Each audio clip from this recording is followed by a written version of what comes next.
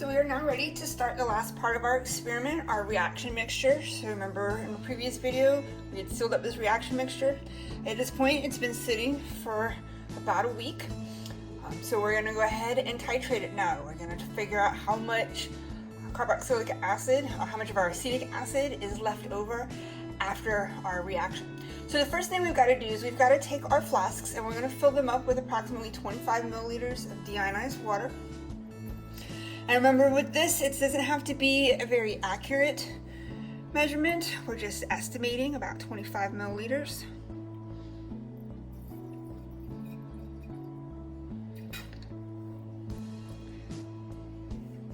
So I'm filling them to about half of the 50 mark.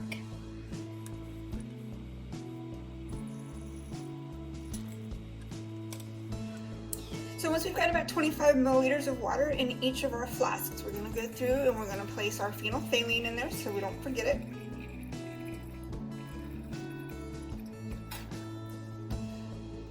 So we have our phenolphthalein.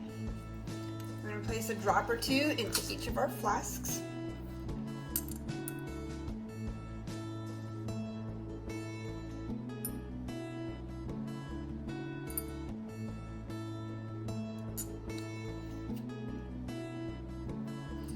And then we're going to add our sample. So we're going to take our pipette. Remember, we want to make sure that it reads 1 milliliter. So we need to adjust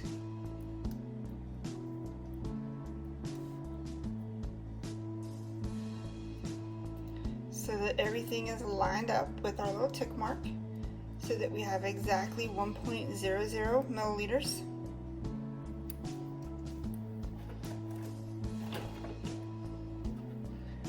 We're going to grab a pipette tip. So we just place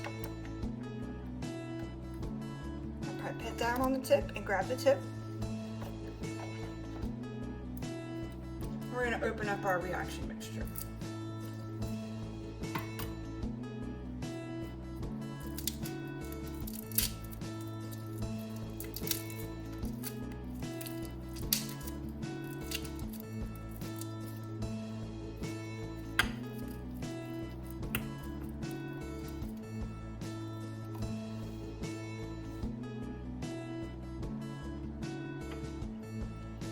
So there's still a significant acetic acid smell, so we still got definitely some leftover acetic acid. So we're going to again obtain our sample.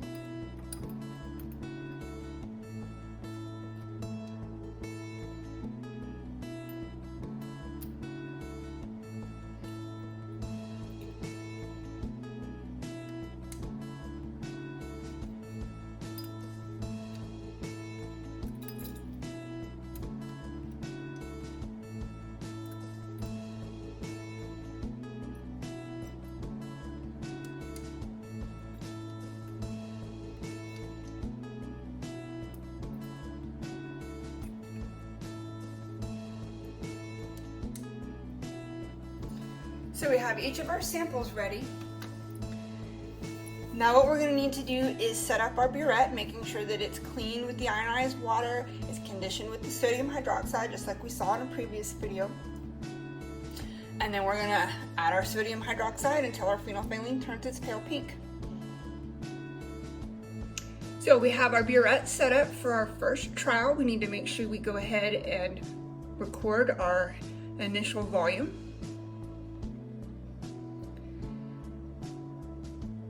And so we're going to set this up again so that we're going to add our sodium hydroxide to our hopefully equilibrium mixture and wait till it turns that pale pink.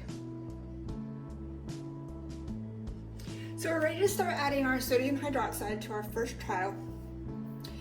And because our reaction has had an opportunity to react and reach equilibrium, we should have fairly less amount that we need to add compared to last time.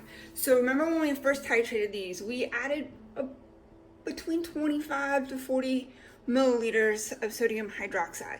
So our first one, we don't want to go too fast this time because we're not entirely sure how much acid is still left over.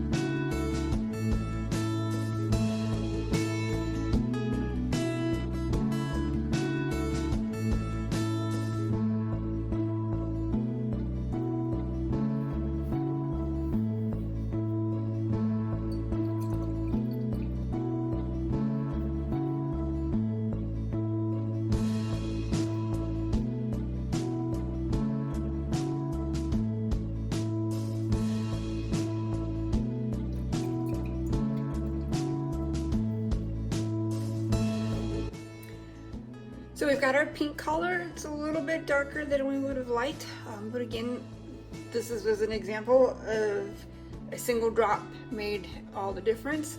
Next time we want to get close to this volume, but try to do half drops if possible to try to get to that pale pink. The color is lightening up some, and it'll probably lighten within a few minutes, but we'll go ahead and record our first volume measurement. So here's our burette reading for our final volume for trial 1. Remember, this time we didn't quite start at 0, so in determining your amount of sodium hydroxide used, you're going to want to make sure you subtract the difference between that initial measurement and this final measurement. Also remember in your calculations that the volume here is, we also have to take into account the volume we used to titrate the sulfuric acid last time. So we would subtract the sulfuric acid volume from this volume, and that would tell us the volume of sodium hydroxide that was used to titrate our acetic acid. So we'll go ahead and fill our burette back up some more, and we'll get started with trial 2.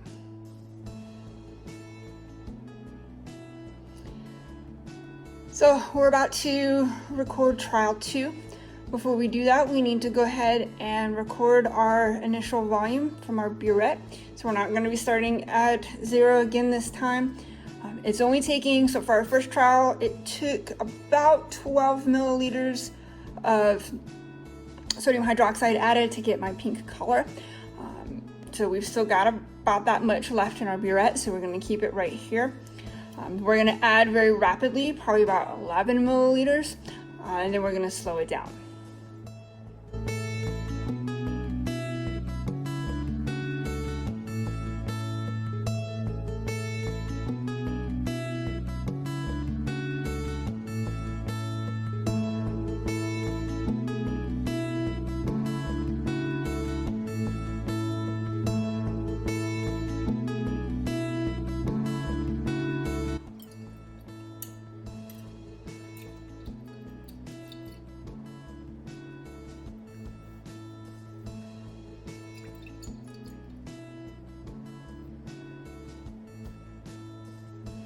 So we have our pink color now.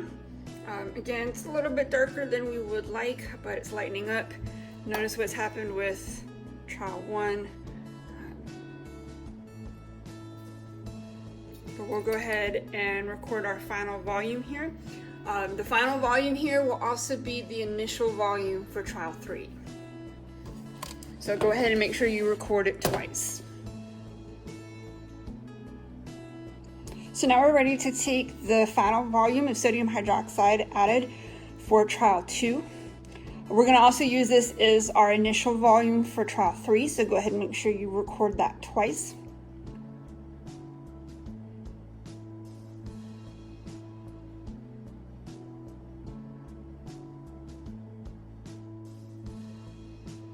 So we're ready to start trial 3. So remember that the initial volume on the burette for trial 3 was the final volume from trial 2. So again, we used approximately 11.5 milliliters, close to 12. We're going to go ahead and we're going to add very rapidly until we've added about 11 milliliters, and then we're going to slow it down.